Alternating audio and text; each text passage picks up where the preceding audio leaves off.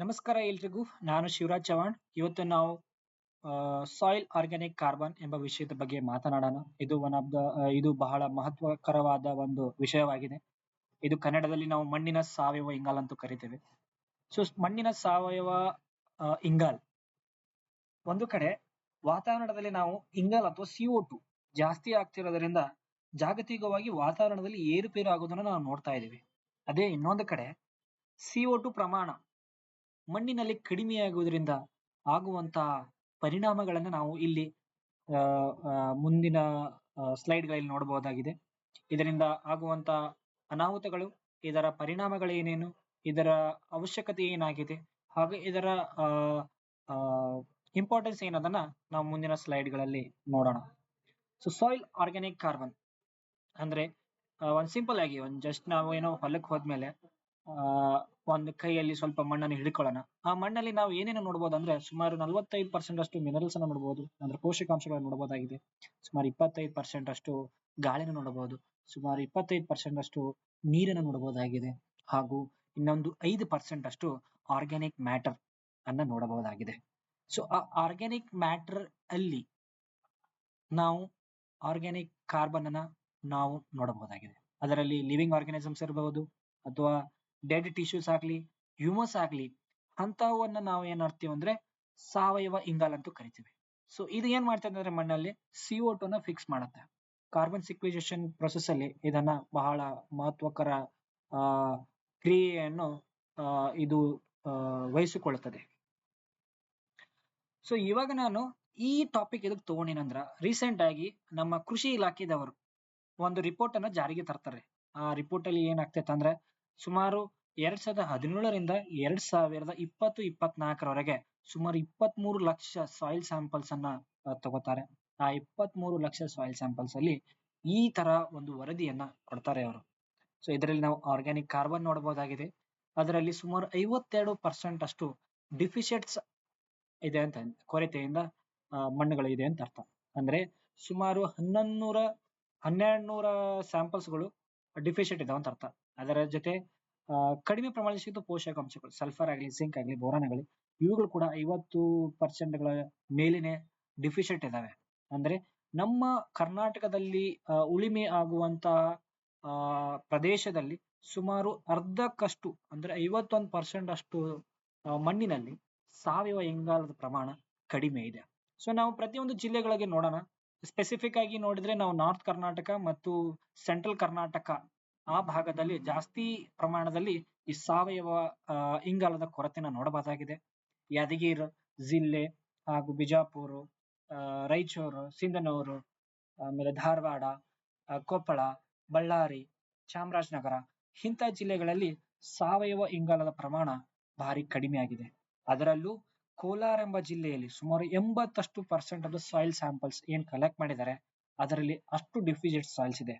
ಯಾಕಂದ್ರೆ ಅಲ್ಲಿ ಕೋಲಾರಿನಲ್ಲಿ ತರಕಾರಿಗಳ ಬೆಳೆಗಳನ್ನ ಜಾಸ್ತಿ ಬೆಳೆಯೋದ್ರಿಂದ ಸುಮಾರು ಒಂದು ವರ್ಷದಲ್ಲಿ 3ರಿಂದ 4 ಸ್ಯಾಂಪಲ್ಸ್ ಗಳನ್ನ ತಗೋತಾರೆ. ಅದರಿಂದ ಸೀಸನ್ ತಗೋತಾರೆ.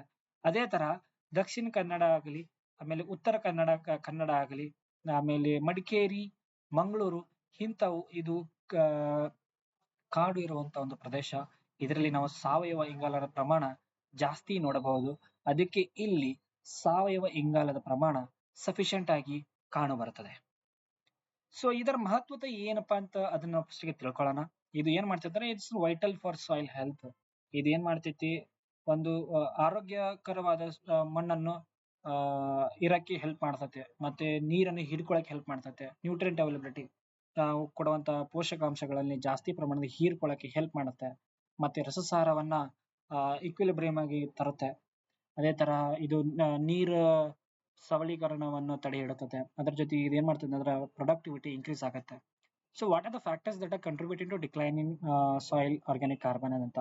ಸೊ ನಾವು ಜಾಸ್ತಿ ಪ್ರಮಾಣದಾಗ ಏನ್ ಮಾಡ್ತಾ ಇದೀವಿ ಅಂದ್ರೆ ಕೆಮಿಕಲ್ ಫರ್ಟಿಲೈಸರ್ಸ್ ಯೂಸ್ ಮಾಡ್ತಾ ಇದ್ದೀವಿ. ಮತ್ತೆ ಜಾನುವಾರುಗಳ ಸಂಖ್ಯೆ ನಾವು ಕಡಿಮೆ ಆಗ್ತಾ ಇದೆ ಇವಾಗ. ಅದರ ಜೊತೆಗೆ ನಾವು ಮೊನೋಕ್ರಾಪಿಂಗ್ ಕೂಡ ಅಡಾಪ್ಟ್ ಮಾಡ್ತಾ ಇದ್ದೀವಿ. ಸ್ಪೆಸಿಫಿಕ್ ಆಗಿ ನಾವು ಎಲ್ಲೇನ್ ನೋಡ್ಬೋದು ಅಂದ್ರೆ ರಾಯಚೂರು ಆಗ್ಲಿ, ಯಾದಗಿರಿ ಆಗ್ಲಿ, ಸಿಂಧನೂರು ಆಗ್ಲಿ, ಕೊಪ್ಪಳ ಆಗ್ಲಿ, ಹಾಗೂ ಕೆಲವೊಂದು ಡಿಸ್ಟ್ರಿಕ್ಟ್ ಗಳಲ್ಲಿ ಏನ್ ಮಾಡ್ತೀವಿ, ಒಂದೇ ಕ್ರಾಪ್ ಅನ್ನ ನಾವು ರಿಪೀಟ್ ಆಗಿ ಅದನ್ನೇ ಹಾಕ್ತಾ ಇದೀವಿ. ಈಗ ಪ್ಯಾಡಿ ಅಂದ್ರೆ ಪ್ಯಾಡಿನೇ ಹಾಕ್ತಾ ಇದೀವಿ. ಸೊ ಇದರಿಂದ ಏನಾಗ್ತದೆ ಅಂದ್ರೆ ಪೂರಾ ಅದು ಸಾಯಿಲ್ ಡಿಪ್ಲೀಷನ್ ಆಗ್ತದೆ. ಡಿಫಾರೆಸ್ಟೇಷನ್ ಇರುವಂತ ಅರಣ್ಯ ಪ್ರದೇಶವನ್ನು ನಾವು ಕಡಿತಾ ಇದ್ದೇವೆ. ಸೊ ಅದನ್ನ ತಡೆ ಹಿಡಿಬೇಕು. ಸೊ ಅದರ ಜೊತೆಗೆ regional variations, high impact area ಅಂದ್ರೆ ಕೋಲಾರ್ ರೀಜನ್ ಹೇಳಿದೆವಲ್ಲ, ಅಲ್ಲಿ 80% ಅಷ್ಟು ಸಾಯಿಲ್ ಸ್ಯಾಂಪಲ್ಸ್ ಗಳಲ್ಲಿ ಪೂರಾ ಆರ್ಗ್ಯಾನಿಕ್ ಕಾರ್ಬನ್ ಕಡಿಮೆ ಇದೆ ಅಂತ. ಬ್ಲಾಕ್ ಸಾಯಿಲ್ಸ್ ನಮ್ಮ ಬಿಜಾಪುರ, ಯಾದಗಿರಿ ಮತ್ತೆ ಕೊಪ್ಪಳ ರೀಜನ್ ಗಳಲ್ಲಿ ಕೂಡ ನೋಡಬಹುದು. ಬಟ್ ಇಲ್ಲಿ ಕೂಡ ಸಾಯಿಲ್ ಆರ್ಗ್ಯಾನಿಕ್ ಕಾರ್ಬನ್ ಕಡಿಮೆ ಇದೆ. ಸೊ ಇದರಲ್ಲಿ minimum threshold unit for soil organic content ಅನ್ನು ನೋಡ್ಬೇಕಂದ್ರೆ ಮಿನಿಮಮ್ 0.5% ಇರಬಹುದು. ಅದಕ್ಕಿಂತ ಕಡಿಮೆ ಇದ್ರೆ ಇದು ಸಾಯಿಲ್ ಅನ್ಫಿಟ್ ಅಥವಾ ಪೂರ ಸಾವಯವ ಇಂಗಾಲ ಕಡಿಮೆ ಇದೆ ಅಂತ ಅರ್ಥ. ಸೊ ಇದು ವೇರಿಯೇಷನ್ ಆಗುತ್ತೆ. ಇಲ್ಲಿ 0.5 to 3% ವರೆಗೂ ಹೋಗುತ್ತೆ. ಸೊ ಇದನ್ನ ನಾವು ಹೆಂಗ್ ಮಿಟಿಗೇಟ್ ಮಾಡಬಹುದಪ್ಪ, ಇದನ್ನ ಹೆಂಗ್ ಓವರ್ಕಮ್ ಆಗ್ಬೋದು? ನಾವ್ ಏನ್ ಮಾಡ್ಬೇಕಂದ್ರೆ ಮ್ಯಾನ್ಯೂರ್ಸ್ ಅನ್ನ ಯೂಸ್ ಮಾಡ್ಬೇಕಾಗತ್ತಾ, ಫಾರ್ಮಲ್ ಮಿನರ್ ಯೂಸ್ ಮಾಡ್ಬೇಕಾಗತ್ತಾ, ಯೂಸ್ ಆಫ್ ಆರ್ಗ್ಯಾನಿಕ್ ಫರ್ಟಿಲೈಸರ್ಸ್ ಮಾಡ್ಬೇಕಾಗತ್ತಾ, ಮತ್ತೆ ಕ್ರಾಪಿಂಗ್ ಪ್ಯಾಟರ್ನ್ ಚೇಂಜ್ ಮಾಡ್ಬೇಕಾಗತ್ತಾ, ಮಿಶ್ರ ಬೆಳೆಗಳನ್ನ ಅಳವಡಿಸಿಕೊಳ್ಬೇಕಾಗತ್ತೆ. ಮತ್ತೆ ನಮ್ಮ ಗ್ರೋಮರ್ ಸೆಂಟರ್ ಗಳಲ್ಲಿ ಹೋಗಿ ನಾವು ಏನ್ ಮಾಡಬಹುದಂದ್ರೆ ಮೆಗಾ ಪವರ್ ಆಗ್ಲಿ, ಗೋದಾವರಿ ಸಿ ರಿಚ್ ಆಗ್ಲಿ, ಆಮೇಲೆ ಗ್ರೋಮರ್ ಅಕ್ಷಯ ಆಗ್ಲಿ, ಭೂ ಔಷಧ ಆಗ್ಲಿ ಅಂತ ಪ್ರಾಡಕ್ಟ್ ಗಳನ್ನ ನಾವು ನೋಡ್ಕೋಬೇಕಾಗತ್ತೆ.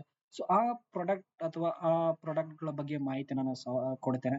ಸೊ ಮೆಗಾ ಪವರ್ ಇದು ಆರ್ಗ್ಯಾನಿಕ್ ಕಾರ್ಬನ್ ಇರುವಂತಹ ಒಂದು ಆ ಇದು ಸಾವಯವ ಗೊಬ್ಬರ ಆಗಿದ್ದು, ಇದರಲ್ಲಿ ನಿಮಗೆ ಮೈಕ್ರೋ ನ್ಯೂಟ್ರಿಯನ್ಸ್ ಕೂಡ ಇರುತ್ತೆ. CN/20:1 ಇರುತ್ತೆ. ಇದರ ಟ್ರೈಕೋಡರ್ಮಾ ವಿರಿಡೆ ಇರುತ್ತೆ. ಇದರಿಂದ ನಿಮಗೆ ಬಡ್ಡಿ ಕೊಳೆಯುವಂತ ರೋಗಗಳನ್ನ ತಡೆ ಹಿಡಿಬಹುದು. ಅದರ ಜೊತೆಗೆ ಮತ್ತೆ ನೀವು ಇದನ್ನ ನಾವು ಏನ್ ಮಾಡ್ತೀವಿ ಅಂದ್ರೆ 2 to 3 ಬ್ಯಾಗ್ಸ್ ಪರ್ ಏಕರ್ನ ಕೊಡ್ತೀವಿ ಶಾರ್ಟ್ ಡ್ಯೂರೇಷನ್ಗೆ. ಮತ್ತೆ ಲಾಂಗ್ ಡ್ಯೂರೇಷನ್ಗೆ 3 ರಿಂದ 4 ಚೀಲ ಅನ್ನು ಕೊಡ್ತೇವೆ.